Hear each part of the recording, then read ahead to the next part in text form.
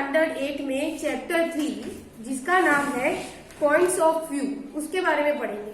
तो सबसे पहले तो ये है कि what is point of view. इससे हम सब वाकिफ हैं कि पॉइंट ऑफ व्यू मतलब क्या है। कई बार डिस्कस हो जाती है स्टूडेंट के बीच में, है ना, कि कोई भी मैटर होती है उसमें कई बार हमारे फ्रेंड्स का ओपिनियन अलग होता है और हमारा अलग होता है ना।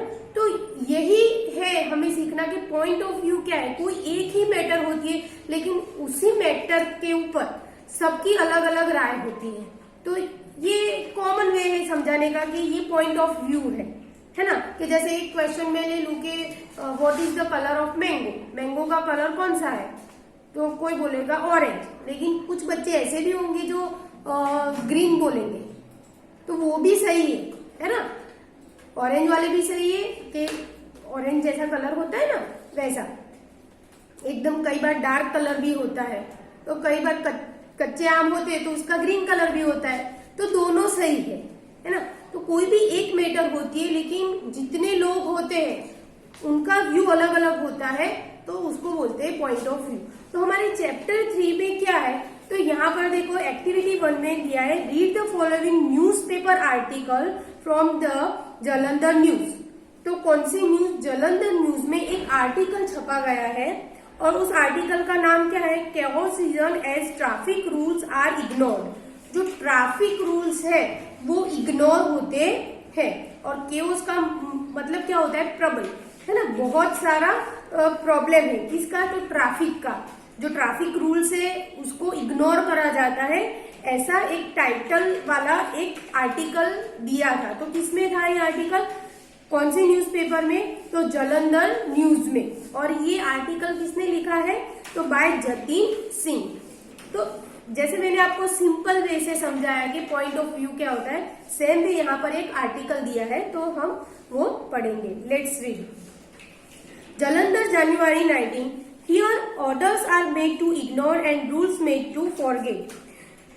Callous disregard the public inconvenience on the part of the municipal corporation Jalandhar NCJ। यहाँ पर ब्रैकेट में NCJ दिया है और लिखा है municipal corporation Jalandhar.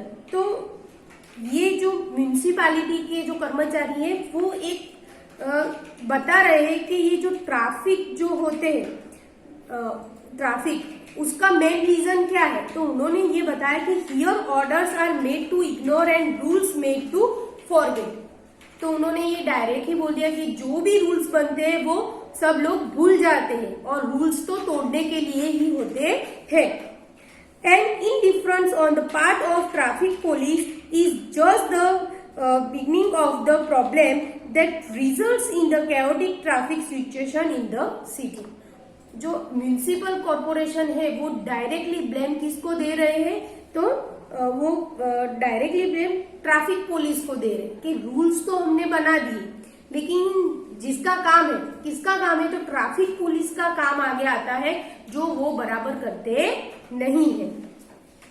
In 2006, the NC passed the orders banning the parking of scooters and four-wheelers along the tri-junction in front of its office।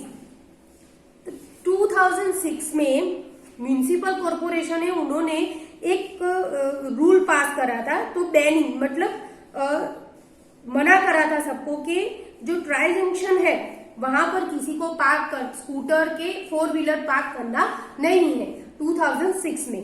But the road leading from PNB Chowk to Jyoti Chowk is still today overcrowded with randomly parked vehicles. लेकिन आज भी 2006 में पास करा था, फिर भी आज भी आप PNB चौक से जाओ और ज्योति चौक तक रैंडमली मतलब बहुत सारे व्हीकल्स आज भी आपको पार्क करे गए दिखाई देंगे। An official from the NC said, "We have done our part. We passed the orders properly. It's not our job to police the streets." और जो म्यूनिसिपल कॉरपोरेशन के जो ऑफिसर थे उन्होंने डायरेक्टली क्या आंसर दे दिया, जब न्यूज रिपोर्टर ने पूछा था कि ऐसा क्यों, तो उन्होंने डायरेक्टली आंसर क्या दिया कि हमने तो हमारा काम कर दिया है, हमारी जो जॉब थी कि रूल्स बनाना तो वो हमने बना दिया। अभी हम स्ट्रीट मतलब गलियों में जाके हमें हमारा काम नहीं है कि लोगों को रोकना, वो काम किसका है, तो वो काम पुलिस का है, हमारा काम नहीं है। Even though years have elapsed since the delivery of the MCJ orders, we can see no visible efforts to correct the problem. इतने सालों के बाद भी, वो ऑर्डर पास होने के बाद भी कोई एक्शन ली गई नहीं है ना, कि ये प्रॉब्लम को कैसे सॉर्ट आउट करें। It looks as if the orders were passed only to complete the official formalities and not for the implementation. कैसा दिखाई कैसा दे रहा है कि ऑर्डर सिर्फ हम डॉक्यूमेंटेशन नहीं करते, कि सिर्फ फाइल में काम करना, बाकी ओरिजिनली वो होता नहीं है। ऐसे ये एक फॉर्मेलिटी कंप्लीट करने के लिए ऑर्डर पास करे, उसके ऊपर कोई कार्यवाही हो रही नहीं है कि उसको फॉलो कैसे करवाया जाए, ऐसी कोई मतलब कोई काम नहीं हो रहा है, सिर्फ वो एक पेज की तरह रह गए हैं orders. The MC originally built a parking zone for the public by taking over some land from the Nehru Garden area, but use of the zone is mostly limited to employees of the corporation and a few nearby banks. और दूसरी एक और भी बात इसमें बताई गई है कि म्यूनिसिपल कॉरपोरेशन ने एक जगह लेके, कहाँ से जगह ली थी, तो नेहरू गार्डन एरिया की जो लैंड थी, थोड़ी जमीन लेके उन्होंने वहां पर पार्किंग जोन भी बनाया है। लेकिन वो पार्किंग एरिया है, उसका यूज कौन कर रहा है, तो म्यूनिसिपल कॉरपोरेशन के जो अधिकारी है वो लोग और नियर बाय बैंकर्स। तो कुछ ही लोग, मतलब ज्यादा लोग वो पार्किंग एरिया का यूज नहीं कर रहे हैं। When the tribute visited the parking area, there were just 15 cars and around 13 scooters parked. Most of vehicles belonged to these employees. और जब ट्रिब्यूट मीन्स जो न्यूज़पेपर रिपोर्टर जो पार्किंग जोन में गए, तो उन्होंने क्या देखा कि सिर्फ 15 कार्स एंड 30 स्कूटर्स, 15 कार और 30 जैसे स्कूटर्स वहां खड़े थे। और वो भी किसके थे, जो उसमें काम करते हो, म्यूनिसिपल कॉरपोरेशन, बैंक में और वहां पर आसपास में जो काम करते हैं ऑफिस में, उनके ये, बाकी किसी के नहीं थे। At the same time, there were long queues of vehicles parked along the sides of roads. और वहीं पर आप देखो तो साइड्स में, रोड की एग्जैक्ट साइड्स में बहुत सारे व्हीकल पार्क करे हुए थे। Vehicles on the roads were parked in a haphazard manner blocking the flow of traffic. और सही तरीके से भी नहीं रखे थे, हैपर्स मैनर मतलब टेढ़े मेढ़े रखे थे, जिससे क्या हो जाए, रोड ब्लॉक हो जाता था। The only no parking signs we found were in hidden corners. और नो पार्किंग वाला जो बोर्ड नहीं होता है कि नो पार्किंग, यहाँ पर पार्किंग करना मना है, वो भी एक कॉर्नर में सिर्फ दिखाने के लिए जैसे था। The busy area is famous for big chemist shop, bakeries, road side eateries and shoe shops. Renka Bazar and Dilkhush market with their narrow lanes and heavy vehicle flow have turned into a nightmare for shoppers। और ये जो है कि जैसे जो area की हम बात कर रहे हैं, दिलखुश मार्केट से लेके पीएनबी चौक तक, तो वो एरिया कैसा था, तो केमिस्ट की वहां पर बहुत सारी शॉप्स थी, शू शॉप्स थी, और इटरीज, रोड साइड इटरीज जो हम बोलते हैं, लारी और वो सब नहीं होते हैं जहां पर नाश्ता करते हैं लोग, वो बहुत सारी, मतलब एकदम गीच वाली जगह है और वहां पर ऐसे व्हीकल सब पार्क करते हैं। But the traffic police blame this nightmare मतलब एक बुरा सपना है ना, तो बहुत ही एक ज्यादा तकलीफ हो रही है सबको अभी। But the traffic police blame this nightmare on this same shoppers. तो ये जो पुलिसमैन है वो क्या बोल रही है कि ये प्रॉब्लम की जड़ वो भी खुद शॉपर के मालिक ही है, जो शॉप है जिनकी, वो भी खुद ये ट्रैफिक के लिए खुद भी जवाबदार है। They claim that when a parking area was constructed on a built operated transfer basis in August 2006, the public failed out utilize it। कि ये तो जो एरिया जो है वो शॉप वाले क्या बोल रहे हैं, पुलिस बोल रही है कि एक तो शॉपर्स जवाबदार है और दूसरा कौन जवाबदार है, तो पब्लिक। तो ये जो बनाया है, पार्किंग जोन बनाया है, तो भी पब्लिक जो है, पीपल, वो उसका यूज कर रही नहीं है। People here do not abide by the rules. These same people would never run a traffic signal abroad, but here they need constant supervision which is impossible, said a traffic police officer. देखो पहले कौन आया तो municipal corporation का officer ने बात की, उन्होंने पूरी ब्लेम किस पे डाल दी कि ट्रैफिक पुलिस के हमारा काम नहीं। उसके बाद उन्होंने बोला कि पब्लिक भी रिस्पॉन्सिबल है, पार्किंग एरिया बनाया है फिर भी वो पार्किंग का यूज नहीं करे। और ज्यादा ट्रैफिक पुलिस क्या बोल रहा है, ट्रैफिक पुलिस बोल रहा है कि पीपल जो है यहाँ के वो रूल्स को फॉलो करने के आदी ही नहीं है। यहाँ के लोग अगर फॉरेन जाते हैं तो वो कभी कोई रूल तोड़ते नहीं है, लेकिन इंडिया में उन लोगों को कांस्टेंट सुपरविजन चाहिए और वो पॉसिबल नहीं है। ये कौन बोल रहा है, said a traffic police officer. But the people who front some of the city's oldest bazaar in the area have their own justifications. अभी देखो, अभी ब्लेम किस पे गया, पीपल पर।